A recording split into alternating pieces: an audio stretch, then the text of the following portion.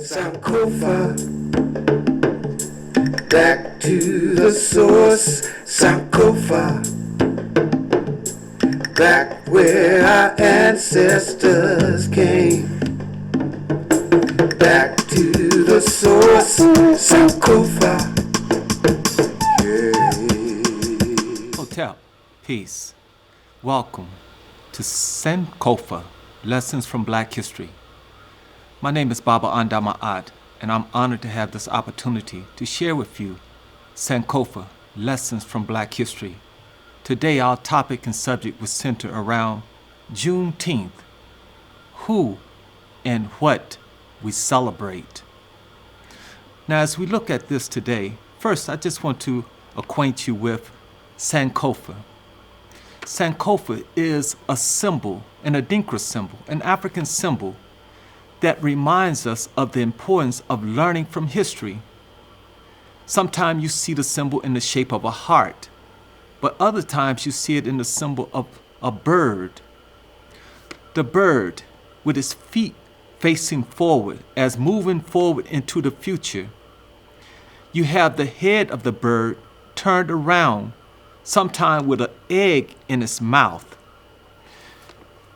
The idea is that this bird is looking back, learning from the past, as we as a people should always learn from history, look back at those lessons from history. And in the mouth of the bird is the egg, which symbolizes the future, the growth, the potential. And the whole concept is really very important. And that is that we must learn from the past, extract those lessons from the past that will give us guidance and direction as we move towards a more prosperous, positive, and productive future. Sankofa. Today, we want to share with you a brief presentation centered around Juneteenth, who and what we celebrate. Now, we know Juneteenth is a very important celebration for African Americans. But what we are proposing as we look back and learn from Juneteenth, the importance of education. Education must be part of the celebration. Education must be an important component of the celebration. Often we may celebrate things we have very little knowledge about. And this sometimes creates a disadvantage for us. So what we're proposing as we look today at Juneteenth, who and what we celebrate, we want to acknowledge the importance of education as part of the celebration. So, with Juneteenth, we want to look at today, first, the holiday. What is Juneteenth? Juneteenth is a national holiday today. It's the oldest known celebration commemorating the emancipation of enslaved Africans in America. And I want to make a very quick point. We should use the term enslaved Africans, and this is very important. See, we are not born slaves. There were not slaves brought from Africa to America. It was African people by various names, Igbo, Haza, Yoruba. But these were human beings. They were builders of great nations. They were mother and fathers, in many ways, of humanity and civilization. They were government officials, teachers, scientists, doctors, healers, storytellers. They were human beings, Africans, brought to America and enslaved. So we should use the term enslaved Africans to make the distinction. We are not born slaves, and we were not brought here as slaves. As a matter of fact, we were brought here as builders, contributors to the building of this nation. Now, when we look at Juneteenth, we really want to highlight some misconceptions, and this is very important as we go through the presentation. Because the first thing, as we ask the question, who and what we celebrate, it's very important that we acknowledge the importance of celebrating ourselves. But before we can get to that, we must remove some of the misconceptions of the celebration. So let's take a look.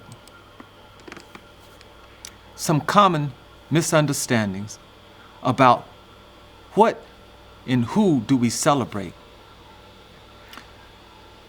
Do we celebrate Lincoln in the Emancipation Proclamation? Do we celebrate General Granger in General Order Number 3? Do we celebrate the passing of the 13th Amendment? Do we celebrate former President Joe Biden in the Juneteenth National Independence Day Act? I would suggest to you that this is not the focus and importance of the celebration of Juneteenth. So the answer would be no. That's not what we're celebrating. And let me bring greater clarity to why it's important we remove these misconceptions by looking at some historical facts.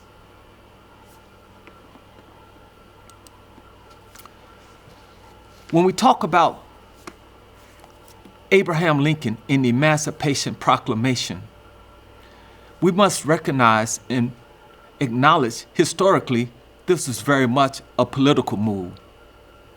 It was not moral liberation.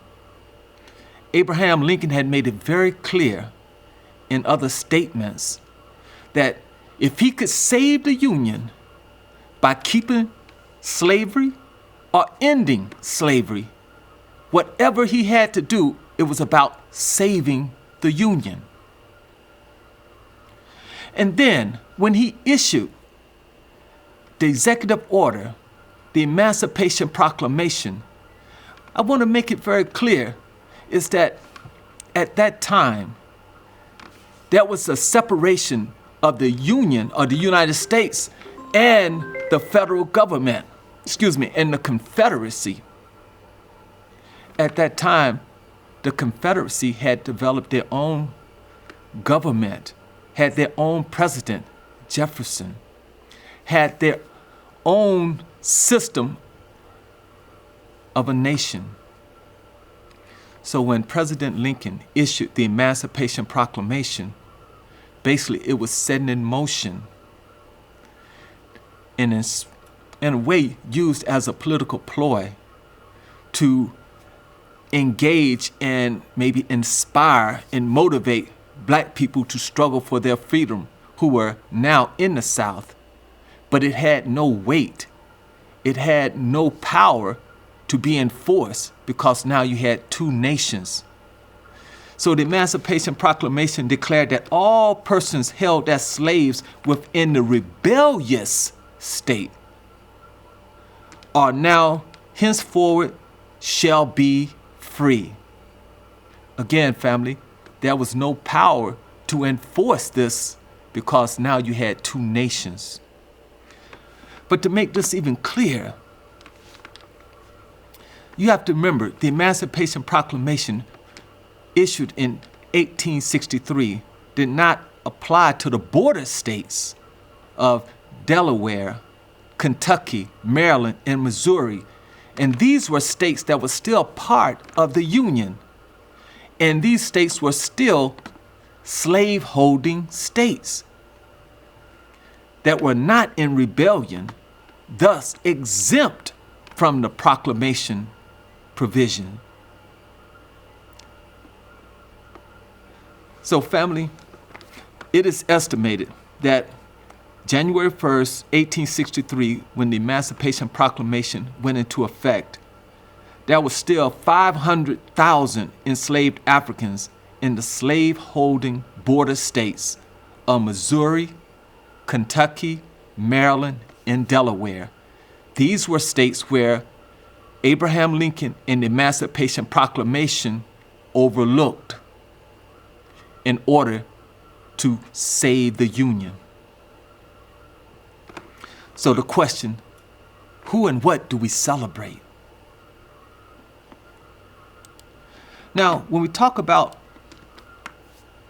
General Granger in General Order Number 3, it really was a message of delayed news.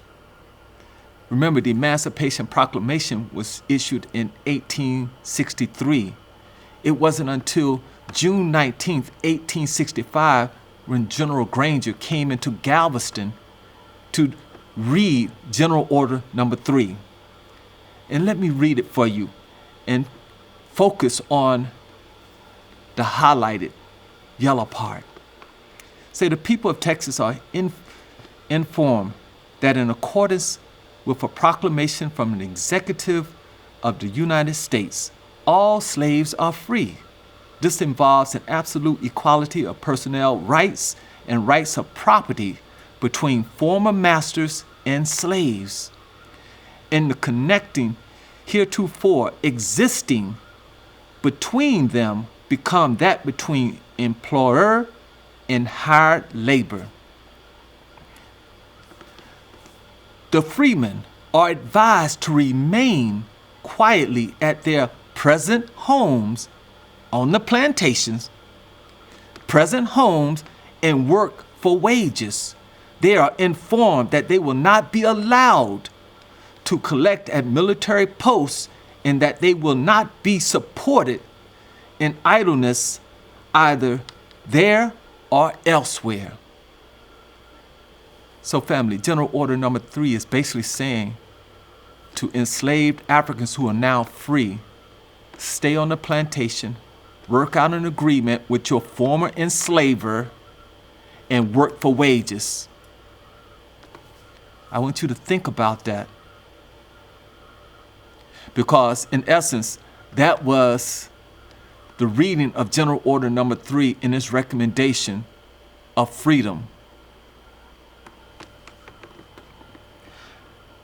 And then when we talk about the 13th Amendment, because it was really the 13th Amendment passed by Congress that went into effect that really abolished slavery. But we want to make something very important clearly stated. For those who may not be familiar with the 13th Amendment, it says, neither slavery nor involuntary servitude, except as punishment for crime whereof the party shall have been duly convicted, shall exist within the United States or any place subject to their jurisdiction.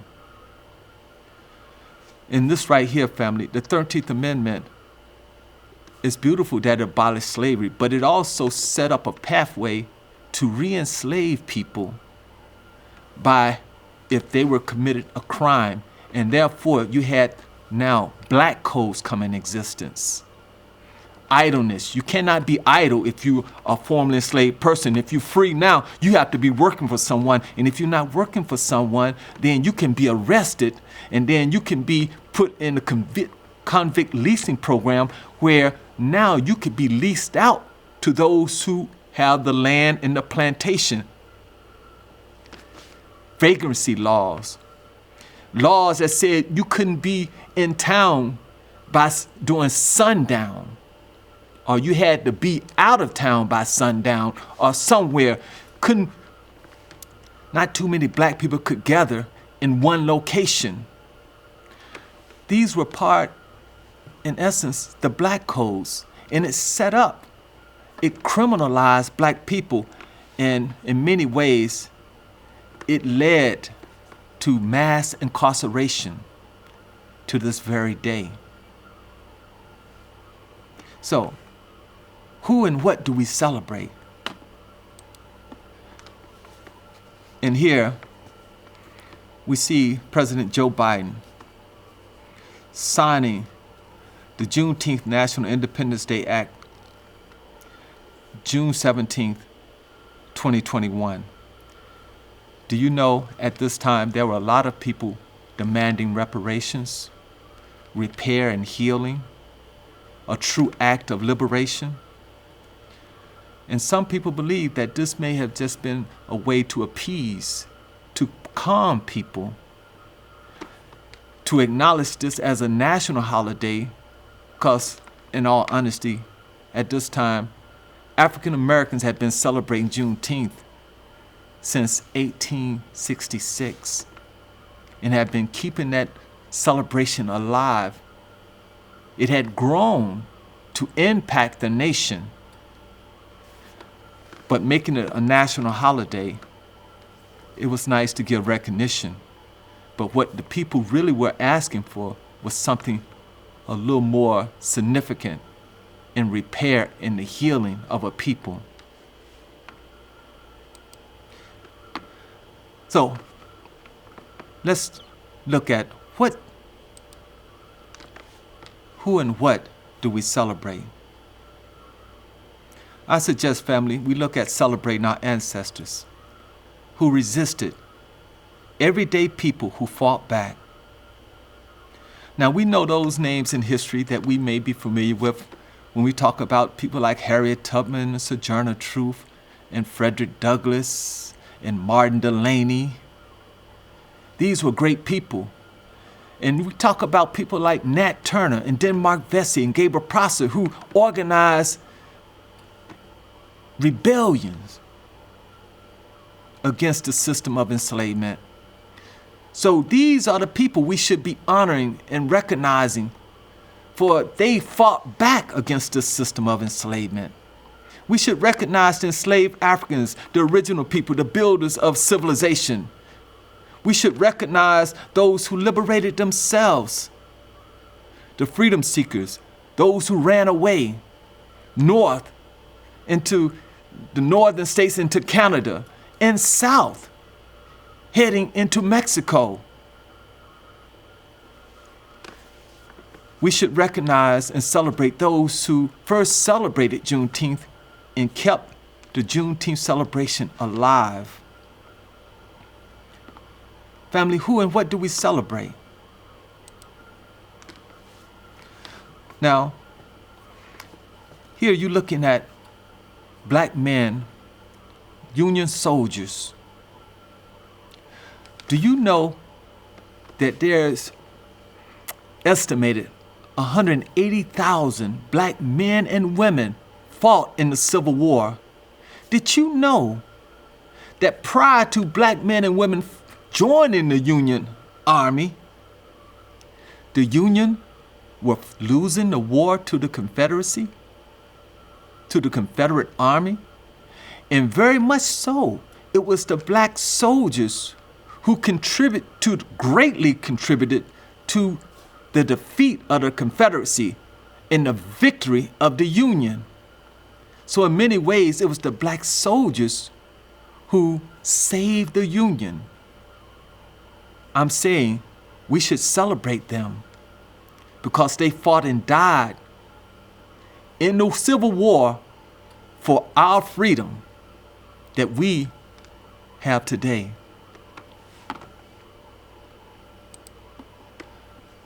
We should celebrate those who liberated themselves as freedom seekers and runaways and rebels. We should honor the elders who organized the Juneteenth, the cookouts, the parades, and the education. Do you know many times part of the celebration of Juneteenth was the reading of the Emancipation Proclamation? It was the gathering of the African American community to reflect and remember and to commemorate the celebration of freedom and liberation. It was a community celebrating its resilience and black self-determination. So who and what do we celebrate?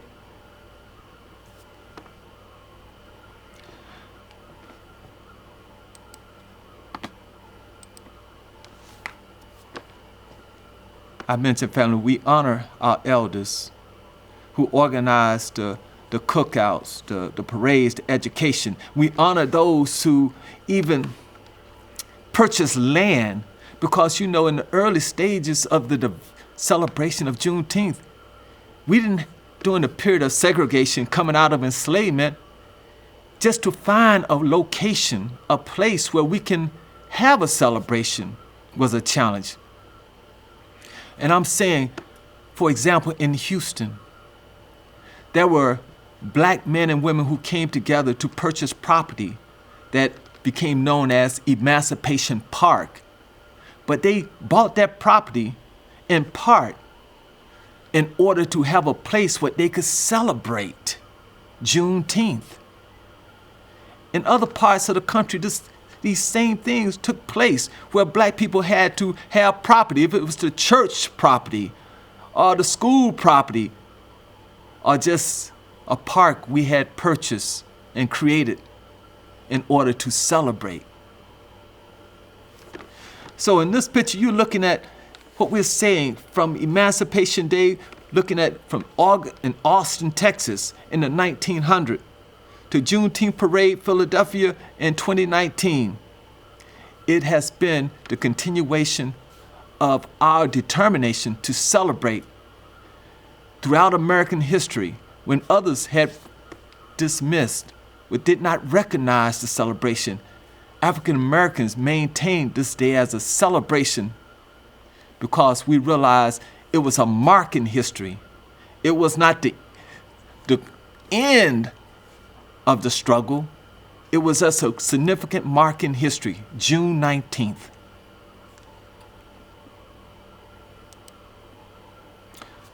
So, and really, family, Juneteenth is not their gift to us. It is our inheritance from freedom fighters who never bowed. So what and who do we celebrate? We celebrate our struggle for freedom, our struggle for justice, our struggle for full emancipation and liberation. We celebrate our ancestors, those who fought and died prior to the Civil War, those who fought and died in the Civil War, and those who have continued to struggle to create greater freedom for our community. These are the people we celebrate.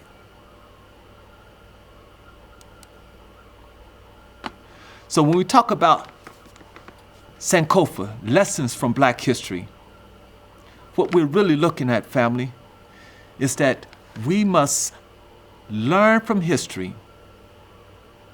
We must study history, extract those lessons from history that will guide and direct us and give us greater insight about who we are as a people.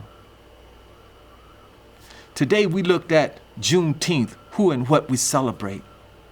And we said very clearly that education must be part of the celebration. Education must be part of the celebration. And that once we learn through the education, then we can acknowledge who and what we're truly celebrating. We should always celebrate those who came before us. We should always raise up those who sacrificed and served to make it possible for us to be here. This is the spirit of Sankofa. This is the idea of Sankofa. Looking back in the past and bringing forth those lessons.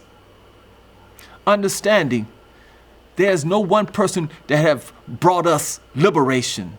There's no one person who has been savior. It has been a collective effort. And that's what we see in the Juneteenth celebration. It's a collective effort of us organizing and struggling and fighting from the days we were brought as enslaved Africans, those who fought and died in Africa like Queen Nzinga, Queen Mother Yasantewa, for those who fought on the ships, for those who fought for our freedom from the plantation, and those who joined in the Union Army and fought that we may in many ways, see freedom in those who have continued to struggle and strive. So again, I want to thank you for this opportunity to share with you Sankofa, Lessons from Black History. Again, my name is Baba Andama'at. I hope that you would take this information and share with others and make it a part of our celebration, education. Thank you very much.